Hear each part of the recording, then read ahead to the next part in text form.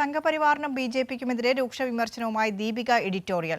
വെറുപ്പും വിദ്വേഷവും പരത്തുന്ന സംഘടനകളുടെ ന്യൂനപക്ഷ വിരുദ്ധതയ്ക്ക് കേന്ദ്ര സർക്കാരിന്റെ മൗന സമ്മതമെന്നാണ് എഡിറ്റോറിയലിലെ പ്രധാന വിമർശനം. രാഷ്ട്രപതിയും പ്രധാനമന്ത്രിയും ആക്രമണങ്ങൾ കണ്ടില്ലെന്ന് നടിക്കുന്നു. വോട്ടിനു വേണ്ടി കാട്ടുന്ന തന്ത്രമാണ് കേരളത്തിൽ ബി.ജെ.പി സ്വീകരിക്കുന്നതെന്നും മുഖപ്രസംഗം ചൂണ്ടിക്കാണിക്കുന്നു.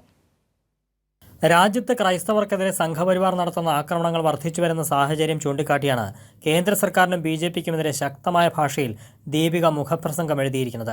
വെറുപ്പും വിദ്വേഷവും പരത്തുന്ന സംഘടനകളുടെ ന്യൂനപക്ഷ വിരുദ്ധതയ്ക്ക് കേന്ദ്ര സർക്കാർ കൊടുക്കുന്ന മൗനസമ്മതം ആക്രമോത്സുകമായ മതവിദ്വേഷത്തെ വളർത്തിക്കഴിഞ്ഞുവെന്നാണ് വിമർശനം.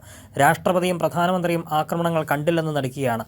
ഇത്തരം രാഷ്ട്രീയം രാജ്യത്തിന്റെ മതേതര ഭരണഘടനയെ അവമതിക്കുകയാണ്. രാജ്യത്തെ ക്രൈസ്തവർക്കെതിരെ നടക്കുന്ന ആക്രമണങ്ങളുടെ കണക്ക് സംബന്ധിച്ച് യുണൈറ്റഡ് ക്രിസ്ത്യൻ ഫോറം തയ്യാറാക്കിയ റിപ്പോർട്ടും എഡിറ്റോറിയലിൽ പരാമർശിക്കുന്നുണ്ട്.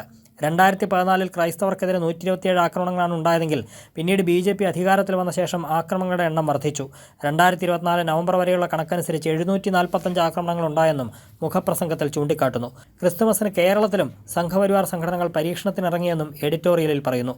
മറ്റ് സംസ്ഥാനങ്ങളിൽ നിന്ന് വ്യത്യസ്തമായ നിലപാട് കേരളത്തിൽ ബി.ജെ.പി ക്രൈസ്തവരോട് കാണിക്കുന്നുണ്ടെങ്കിൽ അത് വോട്ട് രാഷ്ട്രീയത്തെ മുൻനിർത്തിയുള്ള അടവ് നയമാണെന്നും ദീപിക മുഖപ്രസംഗത്തിൽ വ്യക്തമാക്കുന്നു. കൈരളി ന്യൂസ്, കൊച്ചി.